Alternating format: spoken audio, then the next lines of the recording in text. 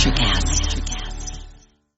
had that dream again. My small business needs to hire, but I don't use LinkedIn, and I hire an energy vampire. But also they're a literal vampire. And suddenly my team is spending all their time sharpening wooden stakes and buying bulk silver and rehearsing ancient chants, and then I wake up. Don't let hiring nightmares ruin your dreams. LinkedIn Jobs' new AI assistant takes insights from over 1 billion professionals to create a short list of the best fits for you. Post your job for free at linkedin.com/quality. Start hiring today with LinkedIn. What up? Welcome back to Interview Style, a daily dose of whatever we feel like we want to talk about. We're going to try to make it spoiler-free from now on, maybe, hopefully. I'll try. Yeah, the prompt that I came up with today is, Iris called it Nopey Mopey. Back in the day when our reviews contained, by necessity, reviews, like we would give a critical assessment of a movie. I had a review scale. Iris had a review scale. She called. What were those review scales? Mine was nope, absolutely no way should this movie be watched. It's a whatever. It's still below the line, but it's like, okay. All right, which is what the vast majority of movies fell into, which is above the line. It's worth watching, I guess, but it didn't really contribute anything to movies or to my long history of movies and enjoyment for repeat watching. And then there are totallys, which speak for itself. You should totally see this movie. Nope, whatever, all right, and totally. Right. I gave a bunch of, maybe only 2, nopes in a row. And nopes are relatively rare, looking back at our over 400 feature-length movie reviews. Including bonus episodes, yeah. And so when I did a couple in a row, Iris started to call me Nopey Mopey, like I was in a bad mood. And I wonder if the success of our podcast is correlated. Obviously, it's entertainment, what we're trying to do, right? But when I don't love a movie, I complain about it. And I think that's because I so clearly want to love a movie. That's not true. I do go into movies being like, this is gonna suck, but I watch it anyways. Sometimes I'm pleasantly surprised. Oftentimes I'm like, yep, that was a waste of 2 hours or 90 minutes or 6 hours sometimes, whatever the case may be. But I'm coming to this realization that I should not, public-facing, hate because I love so much. Like, if you are the grumpy film reviewer who just hates everything, nobody's going to listen to your reviews, right? No. And I think I need to be more positive because I do. Nobody can argue. Anybody who's ever met me can't argue with the fact that I love to watch movies. So why do I love to hate so much? Maybe I should back off of the hating in general, or do you think that my criticisms, which frankly, like anybody, some of the stuff that I say is only for shock value or hopefully to make people laugh?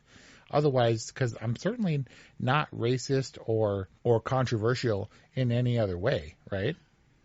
So do you think that I should back off, that I should censor myself, not be nopey mopey and hateful for the benefit of the podcast? I do get feedback from time to time that you're, what have I heard recently? A bit of a live wire is what I've heard.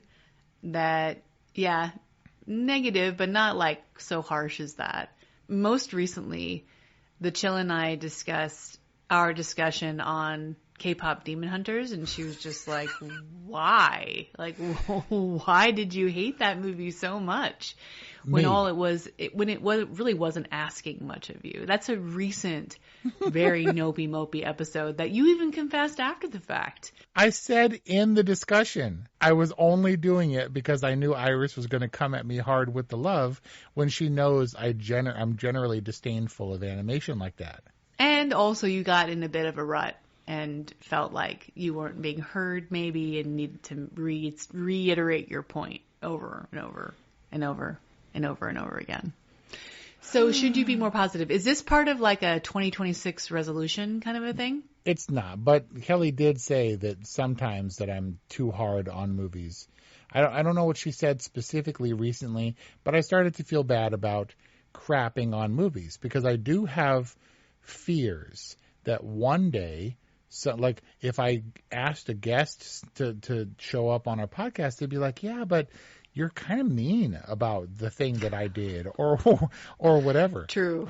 Yeah. Remember when you faced down the dude for Class Action Park? Oh my God. Oh, this is so painful. It happens sometimes. I told the filmmaker for Class Action Park that I had given it a good. And then I went and I saw that there was a listen not long after I had told him about that we had discussed it. And then I re-reviewed it and I realized that I had given it a boring, which is just so cruel. Also, someone recently, I think maybe it was Christina, was like talking about just how critics are just the bottom feeders, worst like scum of the earth. And I was like, ew. Like people, I understand, you know, people put a lot into the work and it's so easy for us to sit around and complain about it and to criticize it. I don't think anything was more hurtful than one of the Powers of Darkness reviewers who was like, actually it was a nice review. They were like, ads, 1 star or something. Oh no. And then, oh man. But the comment was like, you know, ads at the beginning, ads at the end, fine, but ads in the middle, no way. I agree. And it's too bad because it's an otherwise solid work. And I'm like, if you think it's a good piece of work, like 1 star, buddy, that really hurts my feelings.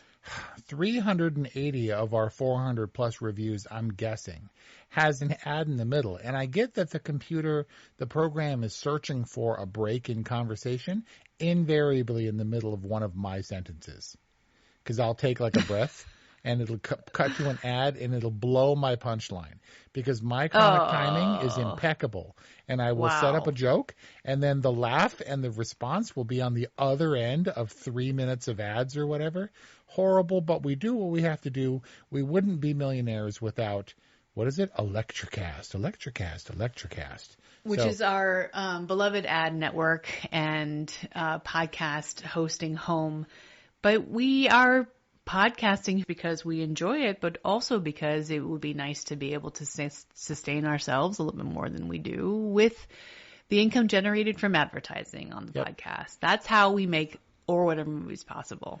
To be perfectly honest, this whole prompt is just a self, what does it call it? Not a self-promotion, but it's a justification for my Nopey Mopiness because I really do love more than I hate. But I listen to the old episodes and you don't because you don't listen to podcasts, but there are a few moments in our long history where I have those things that you and I have talked about where occasionally a memory will resurface of something you said from the past and you just make that noise where you're like,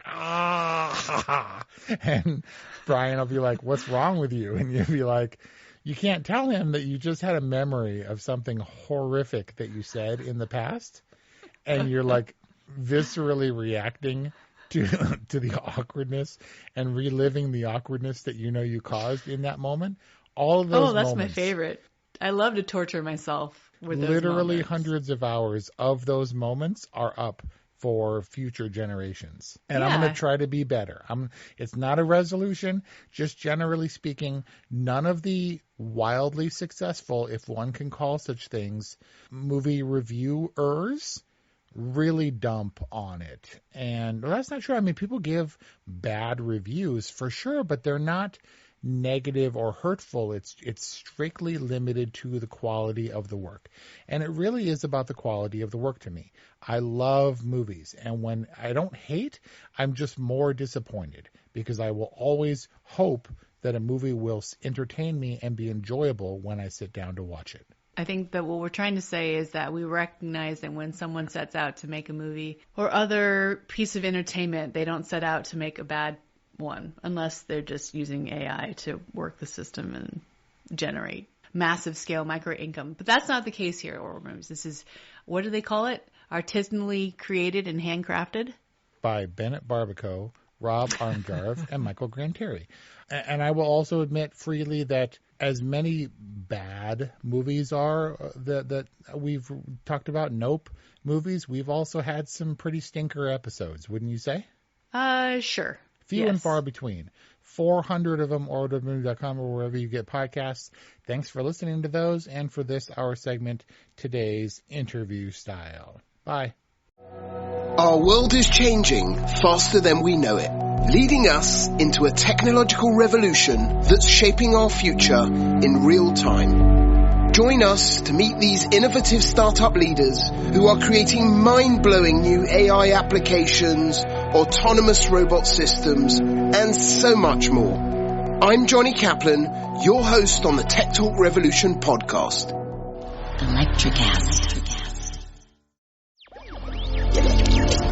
Electricast.